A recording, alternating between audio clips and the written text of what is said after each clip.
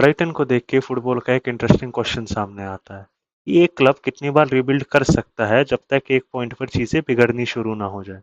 Brighton के important players बार बार club छोड़ते रहे हैं, मैनेजर्स चेंज हुए हैं और स्क्वाड का कोर भी काफी बार बदला है, फिर भी प्रीमियर लीग में सिर्फ सरवाइव नहीं कर रहे। 2025-26 में ब्राइटन 8 फिनिश करके कॉन्फ्रेंस लीग के लिए क्वालिफाई कर चुके हैं और फेबियन हर्जलर के अंदर यूरोप में वापस जा रहे हैं।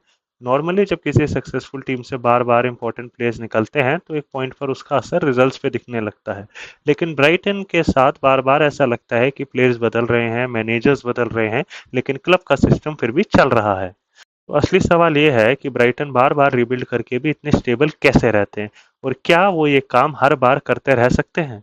ब्राइटन की सक्सेस को सिर्फ स्काउटिंग के थ्रू एक्सप्लेन करना थोड़ा सिंपल होगा।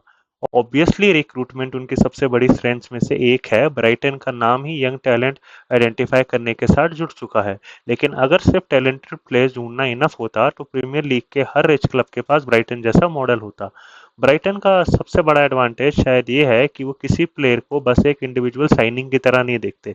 पहले ये डिसाइड किया जाता है कि टीम को किस टाइप के प्लेयर की जरूरत है, फिर उस प्रोफाइल के अकॉर्डिंग रिक्रूटमेंट होती है।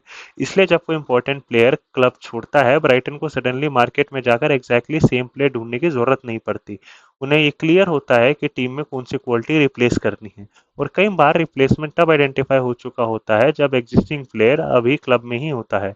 यही प्लानिंग ब्राइटन को नॉर्मल सेलिंग क्लब से अलग बनाती है। फुटबॉल में सेलिंग क्लब को जनरली नेगेटिव वे में देखा जाता है। आइडिया ये होता है कि जैसे ही कोई प्लेयर सक्सेसफुल हुआ, कोई बिगर क्लब उसे ले जाएगा और ओरिजिनल टीम वीकर हो जाएगी। ब्राइटन ने प्रैक्टिकली इसी प्रोसेस को अपने मॉडल का पार्ट बना दिया है। उनके लिए प्लेयर का क्लब छोड़ना कोई अनएक्सपेक्टेड डिजास्टर नहीं लगता, वो प्लानिंग का पार्ट होता है। यंग प्लेयर ब्राइटन आता है, प्रीमियर लीग लेवल पर डेवलप करता है, उसकी वैल्यू बढ़ती है, और अगर कोई बड़ी अपॉर्चुनिटी आती है तो क्लब उसे सेल कर देता है। उस पैसे का एक हिस्सा नेक्स्ट ग्रुप ऑफ प्लेयर्स पर लगता है और साइकिल दोबारा स्टार्ट हो जाती है। लेकिन इसका मतलब ये नहीं है कि ब्राइटन हर यंग प्रोस्पेक्ट को साइन करके ऑटोमेटिकली स्टार बना देते हैं। हर साइनिंग वर्क नहीं करेगी। डिफरेंस ये है कि ब्राइटन जनरली एक इंडिविजुअल ट्रांसफर पर डिपेंड नहीं होते।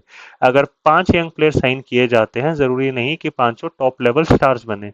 अगर एक या दो एक्सेप्शनल लेवल तक पहुंचते हैं और बाकी यूजफुल स्क्वाड प्लेयर्स बन जाते हैं तो ओवरऑल मॉडल फिर भी वर्क कर सकता है। इसी पॉइंट पर टोनी ब्लूम और ब्राइटन की ओवरऑल स्ट्रक्चर इंपॉर्टेंट हो जाती है। क्लब की आइडेंटिटी मैनेजर से बड़ी लगती है। ग्राहम पॉटर के टाइम ब्राइटन का फुटबॉल एक डायरेक्शन में डेवलप हुआ, फिर डिजर्बी आए तो स्टाइल में चेंजेस आए, और फेबियन हर्सलर फिर से एक डिफरेंट कोच के तौर पर आए। लेकिन हर मैनेजरियल चेंज के बाद ब्राइटन को कंप्लीटली जीरो से स्टार्ट करते हुए नहीं देखा गया। हर्सलर ने अपने फर्स्ट सीजन में ब्राइटन को 8 फिनिश कराया और 2025-26 में क्लब दोबारा 8 रहा। इसके बाद ब्राइटन ने उनका कॉन्ट्रैक्ट भी 2029 तक एक्सटेंड कर दिया। ये कंसिस्टेंसी इंपॉर्टेंट है क्योंकि ब्राइटन मैनेजर को कंप्लीट प्रोजेक्ट नहीं दे देते। मैनेजर प्रोजेक्ट का इंपॉर्टेंट पार्ट होते हैं, लेकिन प्रोजेक्ट खुद क्लब का होता है। रिक्रूटमेंट का direction, squad planning, young players को डेवलप करने का अप्रोच और ओवरऑल फुटबॉल फिलॉसफी, ये सब मैनेजर चेंज होने के बाद डिसअपियर नहीं होती। इसी वजह से ब्राइटन कोचिंग चेंजेस को काफी स्मूथली हैंडल कर पाते हैं। यंग प्लेयर्स के लिए ब्राइटन पर्टिकुलरली अट्रैक्टिव क्लब भी इसी वजह से है। यहाँ डेवलपमेंट से प्रॉमिस नहीं है।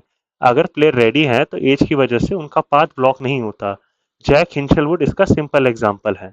एकेडमी से आने के बाद उन्हें जेन्युइन फर्स्ट टीम चांसेस मिले और वो ग्रेजुअली स्क्वाड का इंपॉर्टेंट पार्ट बन गए। ब्राइटन का अप्रोच जनरली यही रहा है कि हर साइनिंग से इमीडिएट इम्पैक्ट एक्सपेक्ट नहीं किया जाता। क्लब सिर्फ ये नहीं देखता कि प्लेयर आज क्या दे सकता है, वो ये भी देखता है कि 1 या 2 सीजन बाद वो किस लेवल तक पहुंच सकता है। लेकिन ब्राइटन सिर्फ टीनेजर्स कलेक्ट भी नहीं करते, स्क्वाड में एक्सपीरियंस और रेडीमेड प्लेयर्स भी चाहिए होते हैं। और शायद इसी बैलेंस की वजह से रीबिल्ड वर्ड ब्राइटन के केस में थोड़ा मिसलीडिंग भी लगता है। नॉर्मली रीबिल्ड का मतलब होता है एक स्क्वाड का साइकिल खत्म हुआ और अब नई स्क्वाड बनानी है। ब्राइटन में रीबिल्ड ऑलमोस्ट कंटिन्यूअसली चलती रहती है। कुछ प्लेयर्स डेवलप हो रहे होते हैं, कुछ ऑलरेडी एस्टेब्लिश्ड होते हैं, कुछ फ्यूचर के लिए होते हैं और कुछ इवेंचुअली सेल किए जा सकते हैं। साथ ही नेक्स्ट रिप्लेसमेंट भी रेडी किए जा रहे होते हैं। टीम्स कभी कंप्लीटली फिनिश प्रोडक्ट नहीं बनाती और इसी वजह से टीम को कंप्लीटली रिस्टार्ट भी नहीं करना पड़ता। ब्राइटन बेसिकली करंट टीम के सक्सेसफुल होते ही नेक्स्ट टीम की प्लानिंग कर रहे होते हैं। यही उनके मॉडल का सबसे स्मार्ट पार्ट लगता है। लेकिन अब 2026-27 में ब्राइटन के मॉडल का जेन्युइनली डिफिकल्ट टेस्ट आने वाला है। कॉन्फ्रेंस लीग फुटबॉल का मतलब एक्स्ट्रा मैचेस, ट्रैवल और स्क्वाड रोटेशन होगा। प्रीमियर लीग में यंग प्लेयर्स को टाइम देना रिलेटिवली इजी होता है जब आपके पास वीक के बीच में ट्रेनिंग और रिकवरी का प्रॉपर टाइम हो। यूरोप के साथ वही स्क्वाड सडनली थर्सडे और संडे के रिदम में आ सकती है। अब ब्राइटन को सिर्फ टैलेंटेड स्टार्टिंग 11 ही चाहिए, उन्हें प्रॉपर डेप्थ भी चाहिए, और यही ब्राइटन मॉडल का पॉसिबली वीक पॉइंट भी है। आप बार बार टैलेंटेड प्लेयर्स आइडेंटिफाई कर सकते हैं, उन्हें प्रॉफिट पर सेल कर सकते हैं, और स्मार्ट रिप्लेसमेंट भी ला सकते हैं, लेकिन हर रिप्लेसमेंट इमीडिएटली सेम लेवल का नहीं होगा। एक समर में टाइमिंग रॉन्ग हुई, एक मेजर साइनिंग वर्क नहीं करी, की प्लेयर्स एक साथ इंजर्ड हो गए, या नए कोच और स्क्वाड के बीच में फिट नहीं रहा, तो डिफरेंस काफी जल्दी दिख सकता है। ब्राइटन का मॉडल रिस्क को खत्म नहीं करता, वो बस रिस्क को बेटर मैनेज करता है। और इसी वजह से क्वेश्चन क्या ब्राइटन ये फॉरएवर कर सकता है, इसका आंसर सिंपल यस नहीं हो सकता। फुटबॉल में कोई मॉडल फॉरएवर गारंटेड नहीं होता। एक पॉइंट पर पुअर रिक्रूटमेंट, रॉन्ग टाइमिंग या बैड लक किसी भी क्लब को हिट कर सकता है।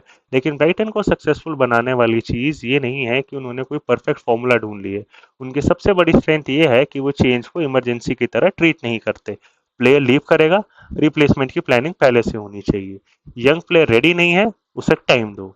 मैनेजर चेंज हो गया, क्लब की आइडेंटिटी फिर भी सरवाइव करनी चाहिए। स्क्वाड सक्सेसफुल है, तब भी नेक्स्ट वर्जन की प्लानिंग चालू रखो। ब्राइटन हर समर एक कंप्लीटली न्यू टीम बिल्ड नहीं कर रहे, वो करंट ब्राइटन के सक्सेसफुल होते ही नेक्स्ट ब्राइटन की प्लानिंग कर रहे हैं, और शायद इसी वजह से जितनी बार लगता है कि अब उनका साइकिल फाइनली ब्रेक हो गया, ब्राइटन फिर से एक नए वर्जन के साथ वापस आ जाते हैं। 2026-27 में यूरोप और प्रीमियर लीग दोनों मैनेज करना उनके रीसेंट ईयर्स का सबसे मुश्किल टेस्ट हो सकता है। और अगर वो इस बार भी सक्सेसफुल रहे, तो ब्राइटन को सिर्फ फुटबॉल का स्मार्टेस्ट सेलिंग क्लब कहना भी शायद उनके मॉडल को अंडर एस्टिमेट करना होगा, क्योंकि ब्राइटन की रियल स्किल प्लेयर सेल करना नहीं है, उनकी रियल स्किल है इंपॉर्टेंट प्लेयर्स के जाने के बाद भी प्रोजेक्ट को टूटने ना देना।